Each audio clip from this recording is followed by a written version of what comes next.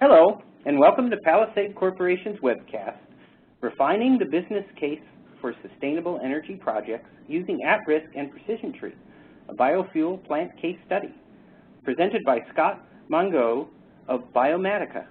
My name is Jamison Romeo Hall, and I will be your host today, and I'll be available to help answer WebEx technical questions by chat.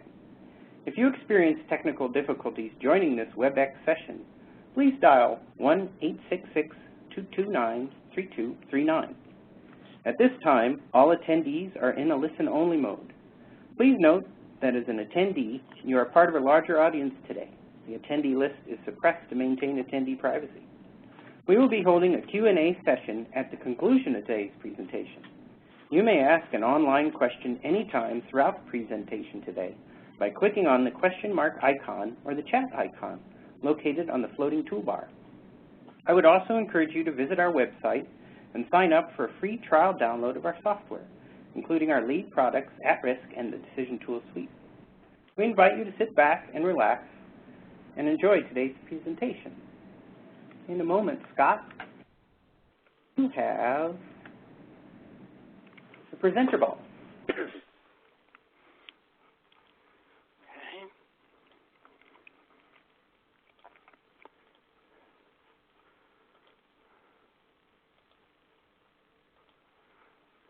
That's right. You can just go up to that Quick Start tab in your upper left.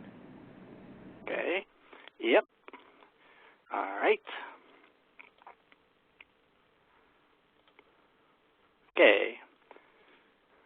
So, all right. Are you seeing the slide deck? Let's see. I see your notes. I see your speaker notes. Oh, okay. Hold on. Sure.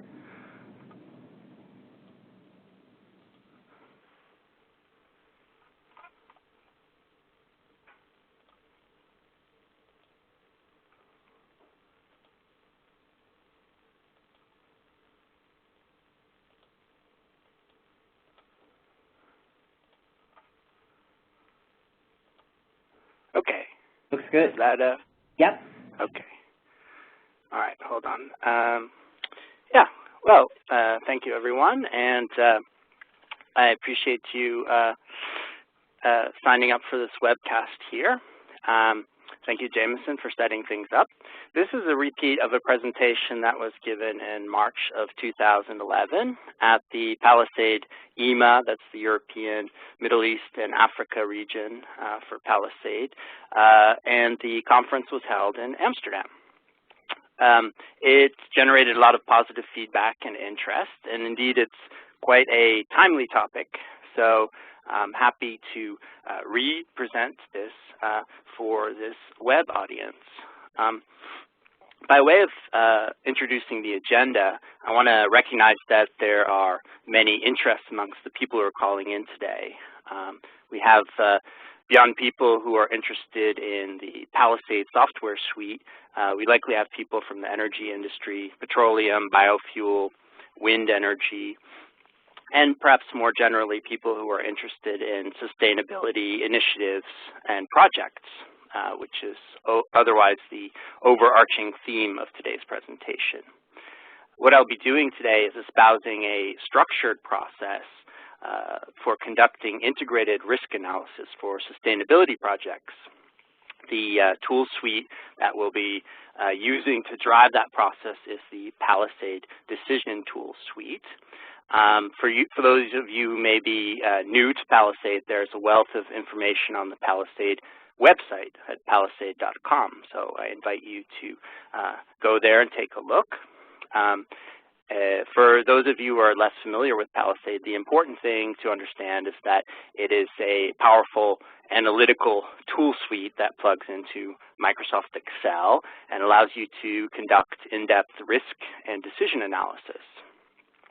As part of this presentation, we're going to look at a real-life case of a sustainability project involving a biofuel plant. So that'll hopefully ground it and make it a bit more real, because we'll look at some actual models, and hopefully I'll be able to pull up my Palisade suite and we can even run some simulations. And my intention is to try to keep this to about 45 minutes or so we can leave some time for questions at the end. So I welcome you to where I'm web broadcasting from today, which is right near Amsterdam. I'm located in Leiden, which is about 25 miles south of Amsterdam, 25 miles north of Rotterdam, and 10 miles east of Den Haag. It's a region called the Randstad, and it's one of the more densely populated regions on the planet. The particular city I'm broadcasting from is well known because the American Pilgrims actually lived here for about 15 years when they were in exile from Britain, from the English king, and then they moved on to found the Plymouth colony. So my objective is really not to bore you with a history lesson today, but to set a tone, which is that not only is this area rich in history, but it's also largely underwater, which is quite interesting.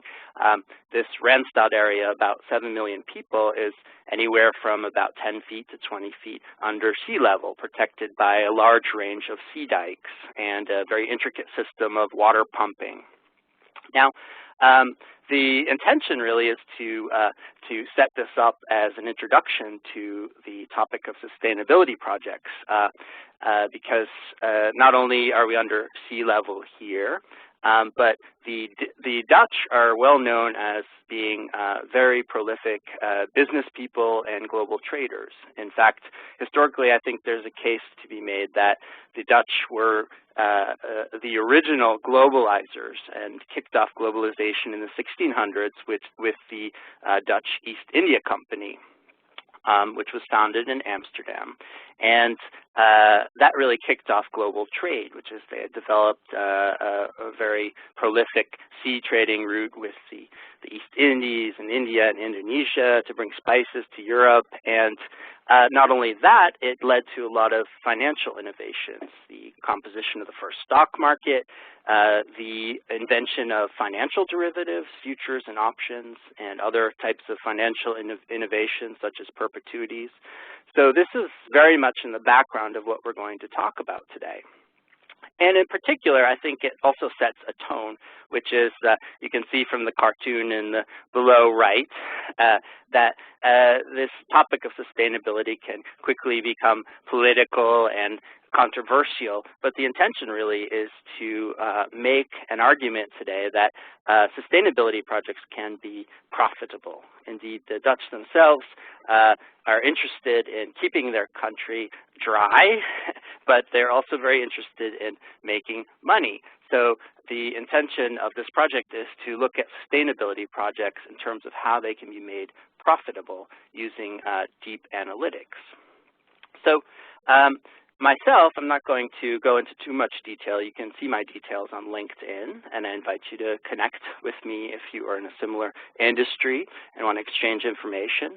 I'm an independent international consultant, and I specialize in decision and risk analysis, particularly around sustainability projects. And I'm also a part-time PhD researcher at the Nyenrode Business School located in the Netherlands, focusing on sustainability projects. So we're going to kick things off by looking at, well, the tough and controversial things which are driving the need for sustainability. Which is that we can debate the specifics, but I think there is really a general consensus that indeed we are facing a potential crisis in the future concerning the supply of fossil fuels. It's a finite resource, and there's growing demand, particularly from developing nations, which is leading to declining reserves. There's a lot of debate about how much oil is left in the ground to exploit, but I think there is a consensus that somewhere around 2030, less than 20 years from now, there will be a dramatic supply crisis in which the amount of energy required will no longer be available through oil supplies. Already we're seeing very extreme types of exploration projects such as deep sea drilling, the oil sands project in Canada, and polar exploration. And we have a little picture of the BP incident just as a background. And there's also the factor that the new reserves that are being drilled on an exploratory basis, that a number of them are actually come up dry. So 2/3 of new wells drilled are dry. So there's a lot of risk in these projects. This goes into a little more detail and reinforces this topic, which is that there's growing energy demand. We see in the upper right that going up to 2030 that there's going to be increasing needs for energy on a global basis, but that oil will not be able to satisfy that need. And then on the right, we see that there is the point that it's becoming more and more expensive to get new petroleum out of the ground and into gas pumps, so that at a certain point, it's going to be economically infeasible to recover some of the dwindling reserves available.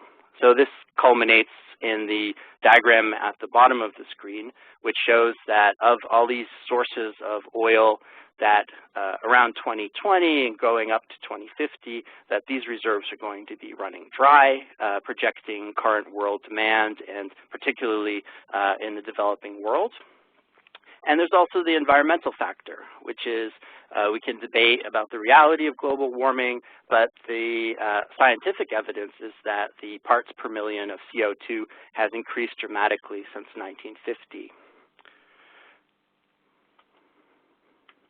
So the point then leads to when will this decline occur? And this is a graph from the U.S. Geological Survey.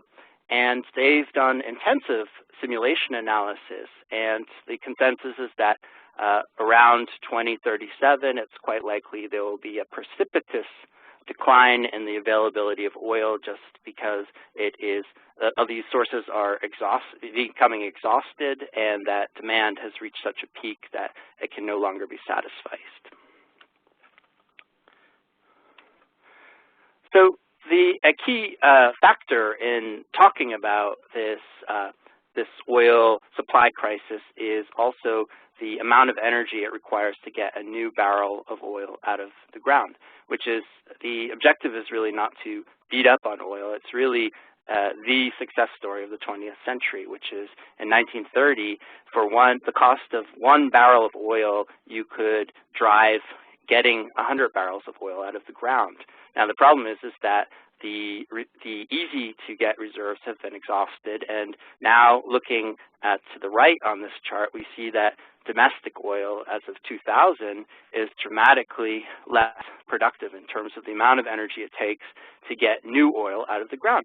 Indeed, a number of the more renewable sources, such as solar and biofuel, are starting to appear in some level of parity with, in terms of the energy involved to bring those sources to bear.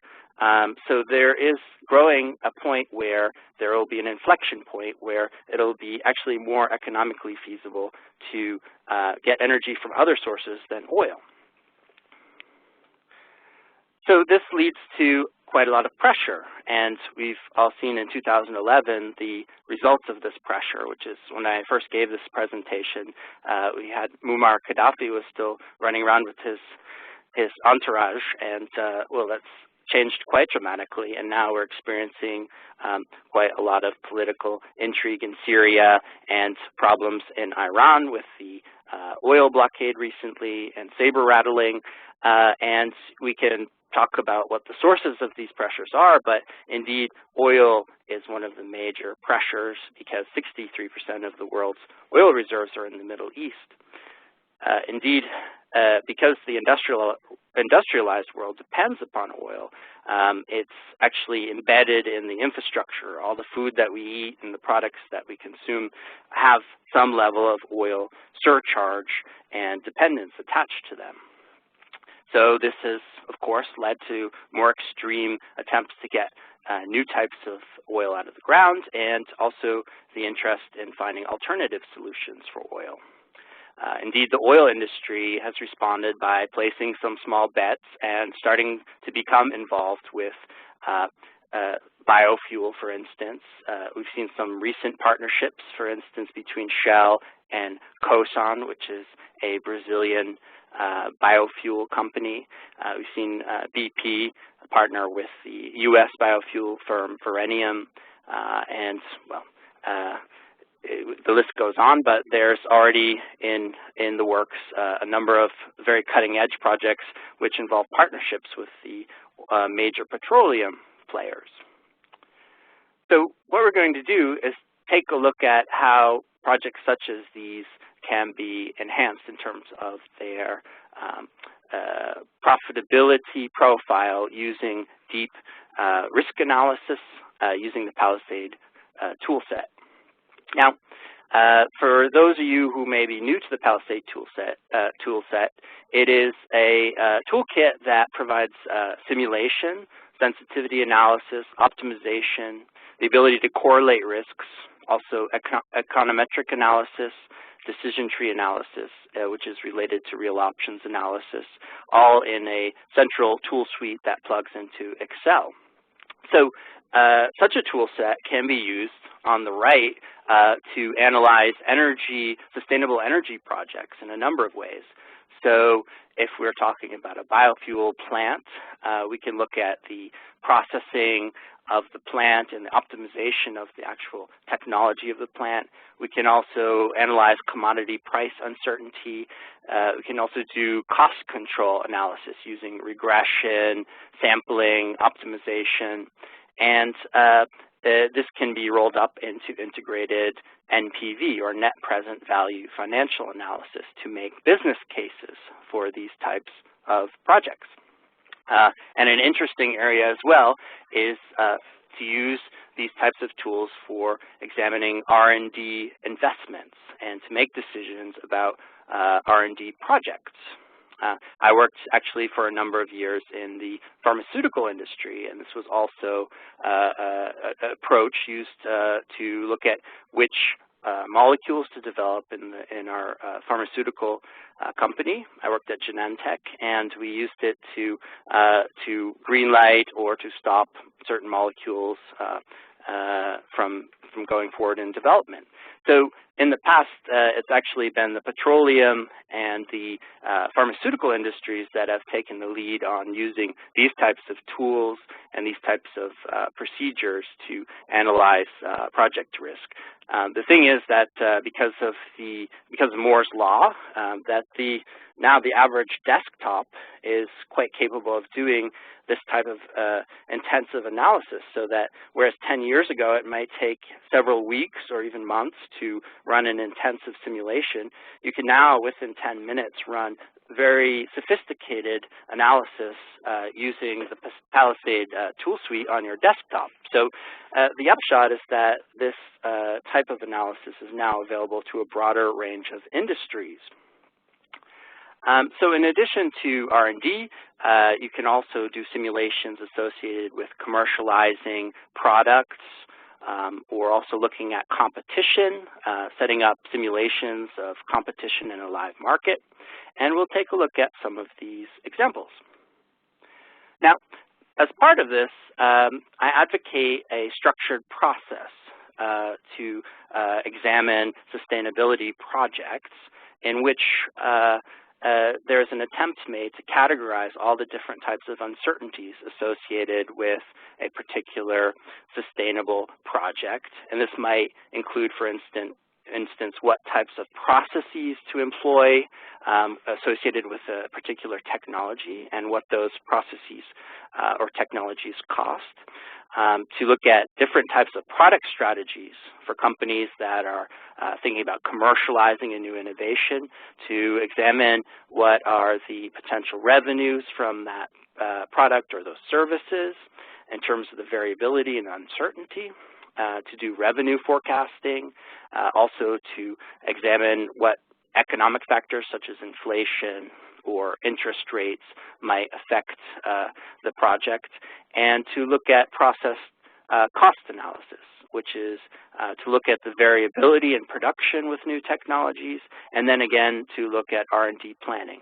So the process I typically follow when I do intensive sustainability project analysis is to attempt to categorize the different types of uncertainties and to attack them in that way, which is to break them into different types of spreadsheet analysis and use different types of tools, and then to bring those together, which is on the right we see the classical net present value analysis. And I believe most people will be familiar with this technique, which is it's basically just setting up a analysis of the costs and the revenues associated with the project and to see what the profitability is over time using discounted cash flow analysis.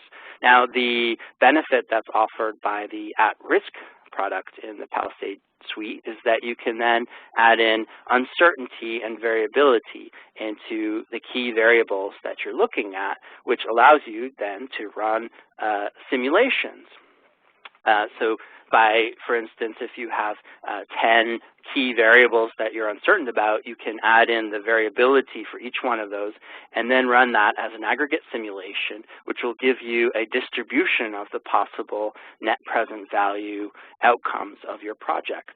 And that can then be capped off with real options analysis, otherwise known as decision tree analysis, and this is associated with the Palisade PrecisionTree product, and this will allow you to add in additional high-level risks such as legal risk or the uncertainty of subsidies or market uncertainty into your analysis, and to give you an aggregate level understanding of all the uncertainties and the profit potential in your particular project portfolio. This is another view of this type of process, and here we're looking at an example of a biofuel plant analysis. So on the left, starting at 1, we are looking at the variability associated with such things such as feedstock, the price of ethanol and oil, and to do price analysis, and then to look at different types of investment simulations in terms of financing structures and interest rates, and then to look at separately to look at revenue potential, even to allow for competition in the free market, and then to do cost analysis based on the particular technology used. So this all comes together in an aggregate model. And then we have number 2, which is that all these variables are put into a central spreadsheet and can be run as a singular Monte Carlo simulation, which then gives you an aggregate NPV model with variability associated with it, which also allows for sensitivity analysis. Then this can be capped off with decision tree analysis for the final level of uncertainty analysis. And we'll look at this in more detail because I know these may be some technical terms here, but we will look at this a little more closely. So in terms of the practical implementation of using such a process and such a suite of tools, there is indeed a quantitative aspect, which is we're talking about aggregating uncertainties, but it also involves a qualitative aspect, which is that when I consult on projects, I go through a structured set of interviews, and I talk to engineers, scientists, business leaders, and specialists, and then I do independent research, and I use that to drive and to validate the uncertainties that are put into the model. And this in itself, I would say, is part of the value of such a tool set, which is that it allows for the aggregation of different expert opinions associated with a new technology or innovation, whereas in any large initiative, an R&D initiative, you may have a number of experts working on it. Sometimes in the end, people end up throwing their hands in the air and saying, well, we just don't know what the aggregate risk is. Well, the benefit of putting all the variabilities into a single model is that you can then actually get a quantitative risk aggregate analysis showing sensitivities. And I think what is quite interesting, and I see quite frequently, is that some of the risks that come out of this type of analysis are unexpected. I did a project recently in which we did an intensive risk analysis model for a biofuel plant, and it turned out the largest risk was the euro-dollar exchange rate. And I had been working with a lot of engineers who hadn't even really anticipated this. So it does lend a lot of insight to people who are involved in risky projects and allows them to look at risk factors that they may not have anticipated. Now, before I move on, I do want to mention that there is the notion of a certain type of organizational maturity level for the use of these tools, which is that if you're working on a smaller company, it's often easy to do this type of one-off integrated analysis in a spreadsheet. But at larger corporations, it does get involved in the project management process at the corporation. And if the company itself does not have a portfolio management capability, it can then sometimes be difficult to get a like-to-like comparison of projects across the corporation. So different corporations have adopted this type of approach and these types of tools in different ways. I mentioned that the pharmaceutical and the petroleum industries have adopted this type of analysis and these tools as a religion. And it is largely because they fit a particular profile, which is they are very high-risk projects for very high potential returns. So again, when we earlier talked about the petroleum industry, we saw that 2/3 of wells drilled are dry. But, you know, the petroleum industry is very profitable. So it basically says that they have accommodated this failure rate into their project portfolio management process. And similarly, in the pharmaceutical industry, it's quite the same, which is that they assume that maybe upwards of 95% of all the molecules that they're looking at will not go into, will not be accepted by the FDA, will not go into production. And so we see this profile of having risk and reward driving the use of these tools. But the fact that the tools are now much more accessible means that companies that have slightly lower risk profiles can also do this type of analysis. Well, I will just refer to an interesting article in the Harvard Business Review called The Decision-Driven Organization. It talks in a little more depth about the maturity level of decision-making at the company as being a driver for this type of analysis, and that I am someone who really believes in the organizational maturity of a company in association with these tools. You cannot simply do this type of analysis unless it has some type of venue or stage within the company to discuss the results. So that should be something that I advocate that people consider when they look at these types of tools, which is what is the organizational maturity and how does it fit into the culture and decision-making process of the company. So with that, I will move on to a tangible case here, which is looking at a biofuel plant case example. And for those who may be from different industries, I'll give a very brief introduction, which is that biofuel or bioethanol, more specifically, is blended into petrol or gasoline, and that most autos can run on a 10% blend. Indeed, in 2008, 5.4% of all gasoline had a ethanol component, and 90% of the world supply was produced between the U.S. and Brazil. Those two countries in particular have quite advanced bioethanol industries. So this is increasing the target of mandates and subsidies. So if you go on the U.S. Department of Energy website, you'll see that there's quite a lot of subsidies and incentives involved in the biofuel industry. And that, indeed, that's also a factor in Brazil. So the final note in introducing bioethanol is to introduce you to the notion that there's a first-generation bioethanol, which is feedstock-based, which uses corn or sugarcane, and there's been quite a lot of backlash because so many bioethanol plants have been built that there's been that they've driven up the price of feedstock. And so there's been political controversy concerning peoples in the world who don't have enough to eat, and meanwhile there's countries that are more and more using their feedstock to make fuel. So this has actually led to a lot of subsidies and discussion and technological advance into second-generation bioethanol.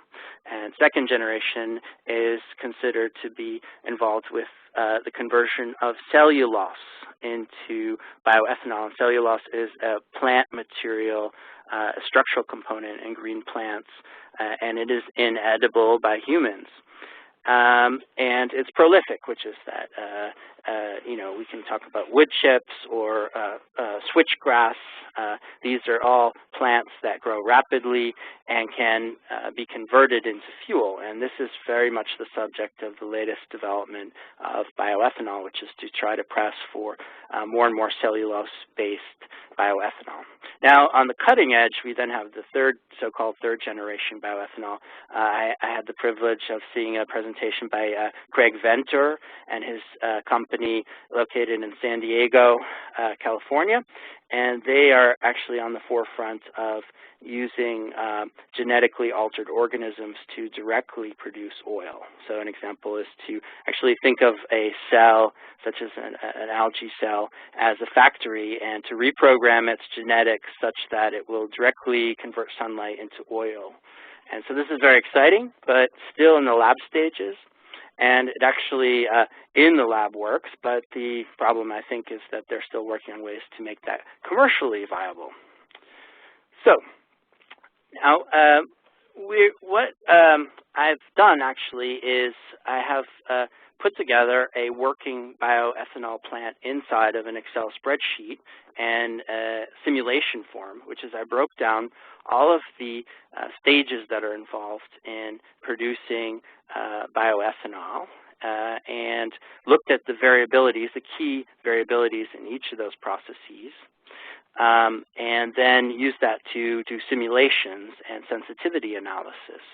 Now, the process of making bioethanol is quite similar to the process of brewing beer, which is that there's a feedstock, a grain or a plant material, which is then brought to the plant and treated, and then it is often put in with enzymes, and then it undergoes a process of fermentation, which uses yeast to produce alcohol, and then this produces ethanol, which is then distributed.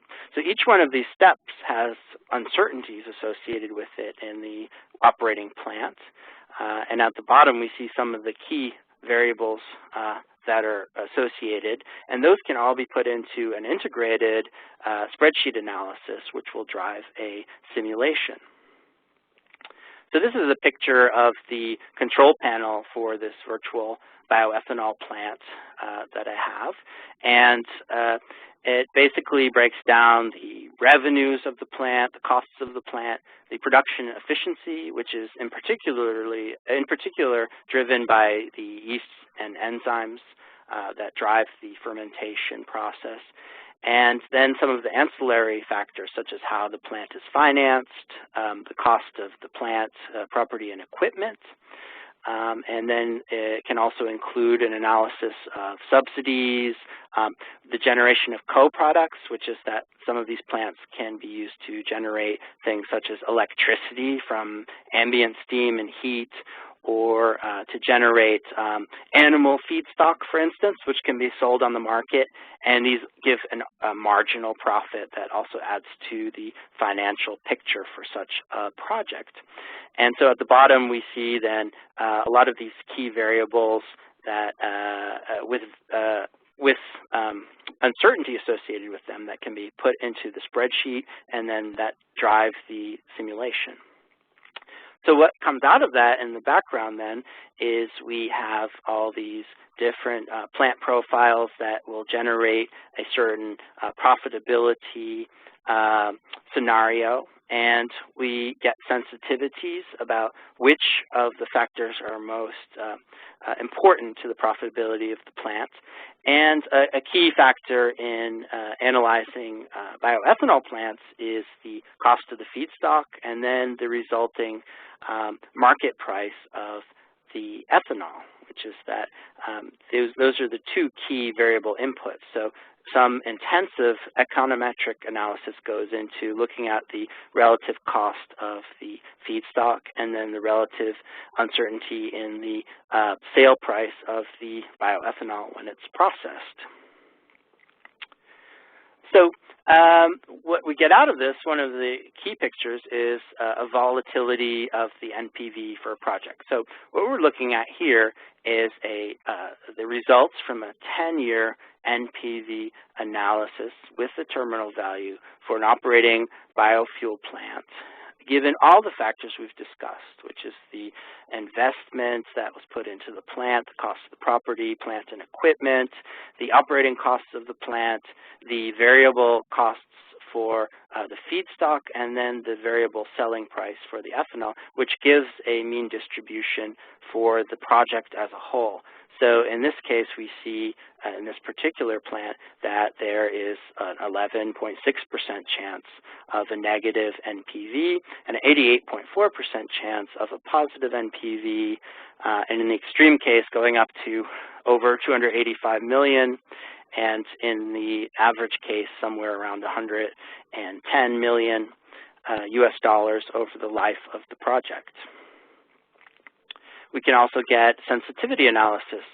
So I won't go into the particular variables, but what we're looking at here is basically those key variables that contribute to NPV, starting at the most important.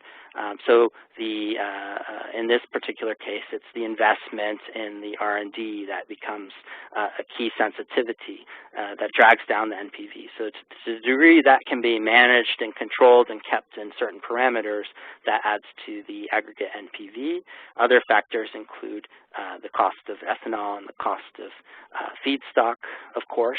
And then, we have other things such as market size and market share. So this allows you to do some intensive analysis on what factors are most important in your project. Another thing that is possible is to compare different types of implementation strategies. So we have two different plants here, actually. One is a first-generation ethanol plant on the left, and on the right we have a cellulosic ethanol plant.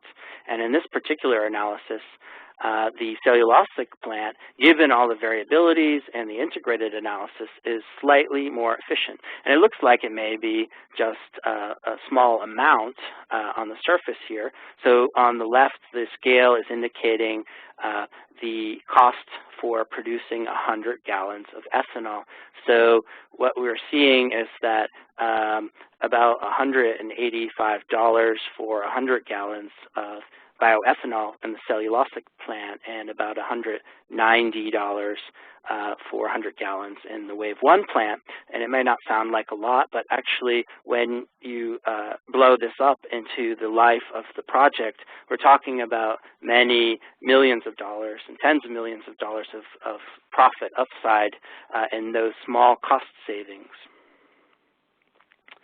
Now this chart here, again, we have at the top, those numbers indicate different plant configurations, technical plant configurations. And on the right, the 2.0 and 2.1 are the cellulosic plant configurations. And below that, we then have what's called a Sharp ratio, which is to compare the profit potential versus the volatility or risk of the project. And this is a very key factor in looking at the feasibility of these projects, which is the ideal circumstance is to have the highest possible Sharp ratio, because it indicates the level of certainty you have in having a profit upside on your project. So in this particular analysis, we not only came up with NPV upsides on the different plants, but we also, because of the ability to gain a volatility reading or a variability on the outcomes of these projects, we were able to cross-reference the volatility of the project with the NPV, which allows for a level of certainty about how much, a level of certainty concerning the profit potential.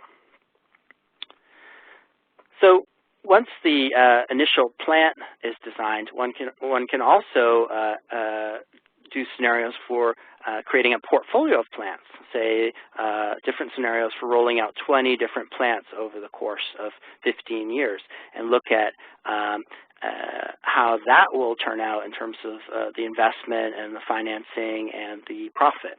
So we have then starting at the right, we have the plant capacity, the production capacity, which will result in a yield per plant and plant revenue. And then once you explode that out and do different scenarios where you have 10, 20, 30 different plants, you can then look at different aggregate revenue scenarios over a long period of time. And you can also program in variable macroeconomic factors such as interest rate risk and price of oil risk, and program those into the market simulation. Another thing is you can go to even a deeper level of detail and look at structured financing for setting up your plants. So I will use the example of a company in the United States called POET. This company sets up plants, and they get investors to help fund these plants. And other types of companies are also using structured financing to get investors to come in and help to share the risk on setting up plants. So what we're looking at in this diagram here is called a structured purpose vehicle, which is a legal entity. It's a specialized corporate entity that is set up exclusively with a technical project, and different investors can come in, including the government, and they can all share risk in that project. And what this essentially does is it lowers the aggregate risk for the project because there's a risk sharing that goes on, and in some scenarios can increase the profit potential of these projects because the structured financing allows for the control of uncertainty. So by doing the Monte Carlo analysis and the decision tree analysis, one can pinpoint the different types of risks and package them into different structures, financing structures, and also associate them with different types of stakeholders in the financial markets. There may be banks, for instance, who want to get a share of the profit, but they want some sort of risk assurance. And there may be equity investors who want to invest and gain a larger potential share of the upside on these investments. So they're more willing to accept certain types of risks. And using different types of financing structures, one can then share out the risks. And the type of analysis that we've been looking at makes this type of structured vehicle a lot more feasible, because you can then do the intensive project analysis and submit the profiles and cut them up into different risk profiles and associate them with different stakeholders. So it's a whole topic in itself. I won't spend too much time, but we'll move on to look at the capstone, which is the use of decision tree analysis. So decision trees are basically a way to look at the very gross uncertainties in a project, such as legal risk, such as the risk that the government will remove a subsidy, and also look at granular risks that the company can make in terms of the decisions that are possible, such as building a proof of concept plant versus building and starting out with a large-scale plant. So a decision tree would allow you to compare like to like and look at a scenario for starting off with a proof of concept plant versus a full-scale plant, and then looking at how that progresses in terms of the risks and the profit upside. So in this particular example, it looks like it would be better to start with a proof of concept, which would allow the company to abandon the project if that did not go well.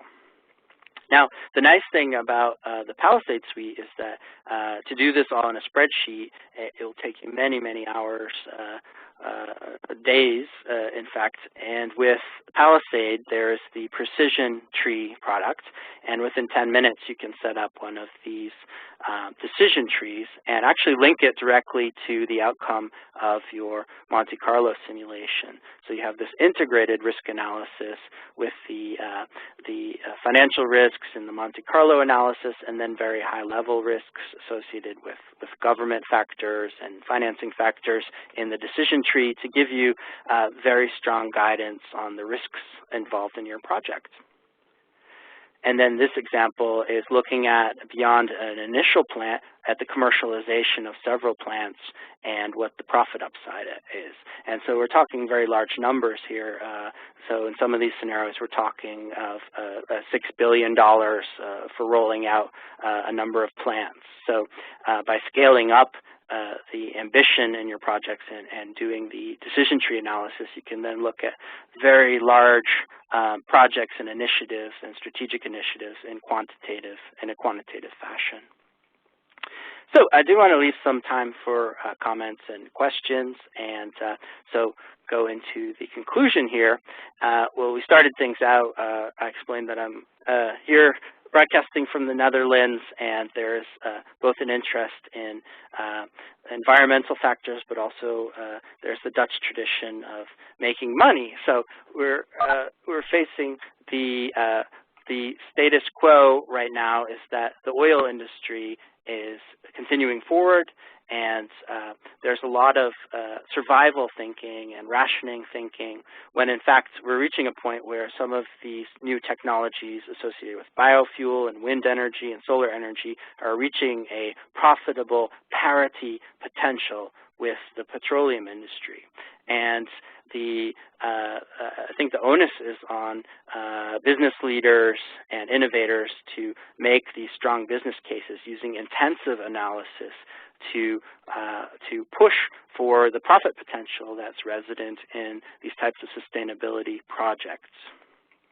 So what's being advocated here is to really look at shifts in business practices, which is to shift to integrated analysis, look at overall solutions, look at really big picture and very wide time frames using integrated analysis and uncertainty analysis. So the solutions are really at hand. It just requires a lot of deep analysis and systemic thinking. So we can go into details about what the causes are in terms of socioeconomics for the oil crisis that we're facing. There's really a phenomenon called the tragedy of the commons, which just means that if there's something, a resource that's largely available and free, that people will exploit it until it is consumed and used up. And the real danger that the world faces in the next 20 years is that we will continue extracting oil to the point where we haven't invested in comparable sustainable energy projects, and that this leads to a crisis point. Whereas right now we have the choice to really look at the profitability that is potential in these sustainability projects. So I could go into some advocacy here, but really, 2030 is not far away, but it does operate sometimes outside of the career cycle, and particularly outside of the democratic political cycle. So it's really contingent on business leaders at this point to drive the profitability case to create incentives for these types of projects. And indeed, using a tool such as the Palisade suite, this can be done in a comprehensive fashion. So yes, I thank you for your attention, and I want to leave some time for questions and comments at this point. I did include in the appendix a number of references to all the materials that went into this presentation and the research, and so you'll find additional readings there. And well, of course, I would like to promote myself, but I have also offered a lot of free resources on my website for your assessment, which is I uploaded some interesting models and some research reports concerning the biofuel industry and sustainability onto my website, which is at sark7.com, SARK7.com. And in particular, there's a copy of this presentation.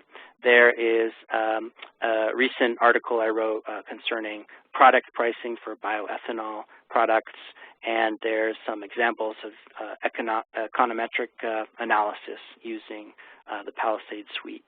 Now, well, we can go into questions, and I also have the virtual biofuel plant on my desktop running, so if there's no questions, I can also run that, but I'll turn things over now. Oh, thank you so much, Scott. This was great. Thanks. Yeah, we really appreciate this, and thank you. I have a big interest in this, and I really enjoyed this, and I'll have some questions for you later.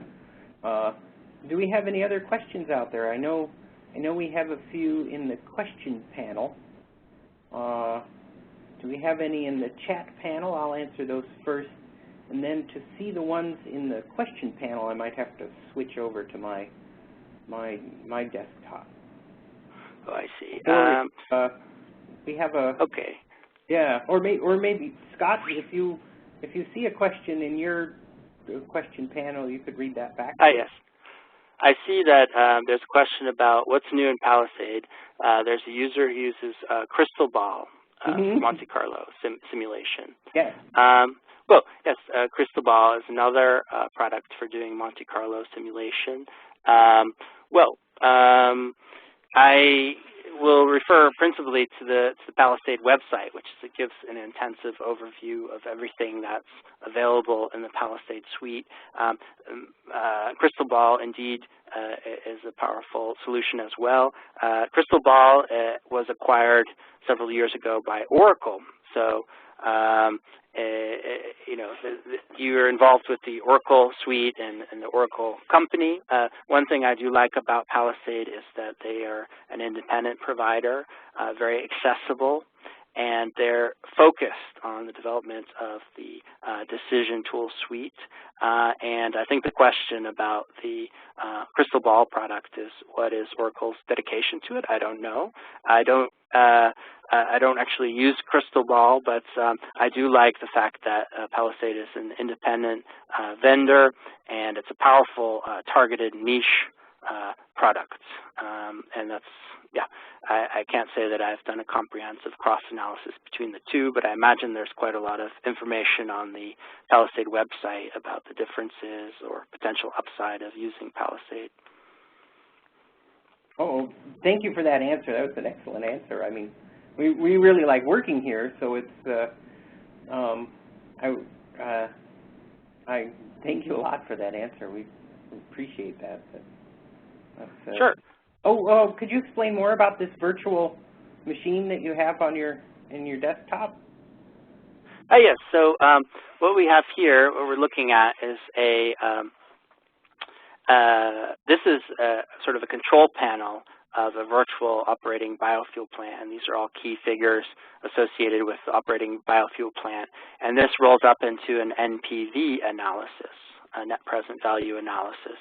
And each of these figures then draws upon a major factor, such as the revenues that are associated with the project, the expenses associated with the project, the costs, the scale of the operating plant, even transport of the feedstock to the plant, the cost of the property, plant, and equipment, even breaking down different scales of the plant in terms of how much it will cost to build such a plant, and even looking at depreciation And then also looking at financing, even the cost of debt, different debt-to-equity ratios for financing the plant, and then looking at price analysis for the key commodities involved in supplying the plant with feedstock and then selling the ethanol and what the variability is. So on this final sheet, we have econometric analysis looking at historical price variations in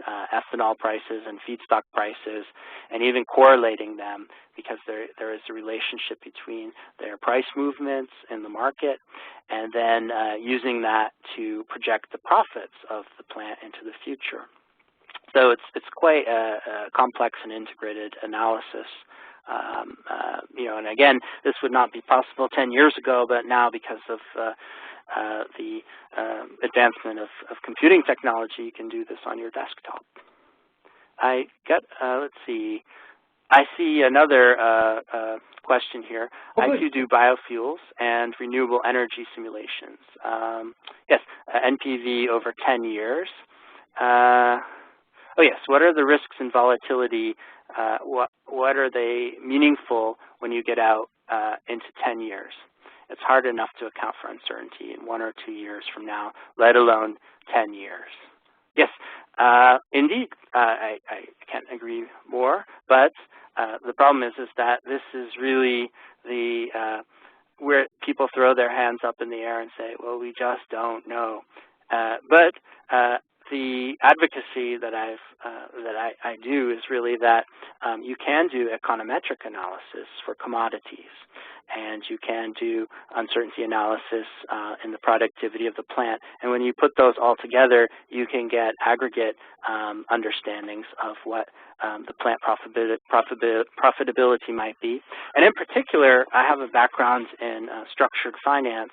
You can also look for scenarios where you use active hedging to hedge the risk exposure to commodity costs, whether that be the selling price of ethanol or the price of feedstock. So in your analysis, you can actually look at scenarios where you spend some money to buy financial instruments to hedge the prices of the commodities, which reduces risk and reduces the variability you would see over time. So in that sense, I'd say it is possible to do a 10-year analysis, especially if you're looking at structured derivative products to control risk. If not, you are really indeed subject to the variability in the price of ethanol and the variability in the price of feedstock in particular. So in this case, if we're going to run an analysis, we have that accommodated in the econometric analysis of these commodities and the cost of financing and everything, and that all rolls up into an integrated analysis. And you can then run the simulation, and indeed it will give you a wider distribution to the degree that there is a potential wide variation in the cost of ethanol. Now, I think the important thing to remember with the bioethanol industry is there is a subsidy factor. So the subsidy acts as a cap on the potential selling price of bioethanol and provides some assurance. Now, some might say there's some uncertainty about whether in 2017, for instance, we'll still have the same level of subsidy on cellulosic bioethanol from the U.S. government. That, too, can be put into the analysis for uncertainty volatility analysis. Indeed, early on in the presentation, we saw a chart where there was an NPV distribution right here, you see, and it was interesting, it's non-normal, and the reason there's a slight downside here is because I programmed in a variability that the subsidy might decline in 2015. And so what we see is this little odd non-normal skew on the distribution is showing that a subsidy might actually collapse. And so that can be programmed in the analysis. Some other people may choose to put that into the decision tree part of the analysis, so that you have in your decision tree the percentage chance that there is a subsidy is withdrawn, and that can also allow you to have an understanding of the NPV analysis. And so whether this is giving you a hard figure, I think is really, I agree, can be disputed, but what it does is it orients management attention to those key factors that contribute to profitability in these types of projects. So the important thing, I think, is not that we're getting a final fortune-telling answer about what this is really going to produce, but what we are getting is a sensitivity about where the most risk is and how those risks can be controlled. And indeed, in a free financial market, these types of risks can be packaged up and segmented using structured financing and derivatives to sell certain components of the risk to more higher risk appetite investors, and to package the certainty, in more as bond products, or as products that have a high level of profit assurance in getting funding for these types of projects. So I don't know if that answers the full question. Yeah, we can't predict 10 years from now, but this type of analysis, it's not intended to give a final truth figure. It's intended to orient management attention and to orient people to what the most uncertain variables are. Yeah. Oh, great. I think we have time for one more question. Okay. I don't see any on my side, but I'm not sure. You might see one or two. The chat open. Of course, if I'm going to send out in the follow-up the link to your website, and is it okay if people contact you if they have any questions about the presentation? Sure, that's fine. Yeah. And since this is recorded and many people will view it sometime in the future, you'll be able to contact me at JROMEO-HALL@palisade.com. I'll be able to get a hold of Scott also. Okay, yeah, and I would encourage those who would like to follow up with me to connect via LinkedIn. Yeah, I'm always available to chat about these topics, whether it be the biofuel industry or sustainability more generally. Well, I want to thank everybody for coming, and thank you very much, Scott. We really appreciate this. This is an excellent resource for our software and for what might be happening in the future, or what is going to happen in the future. Yeah. Yes. And the future isn't as bleak as we think it might be someday. If we can think outside the box that we're in now. It's really these tools, I think, allow us to look at these types of innovative approaches to the world's energy problems in a more structured way, and that's really the intention. That is, and it's an excellent example. Thank you so much. Sure. Well, it's my pleasure, and I will advocate that there is a London conference coming up in April. I'll be presenting there on smart cities, so anyone who's interested. Oh, wow. So that'll be the next topic. And, if you can't make it to London, then feel free to contact or connect with me on LinkedIn. Great. Thank you, everybody. And thank you again, Scott. Thank you.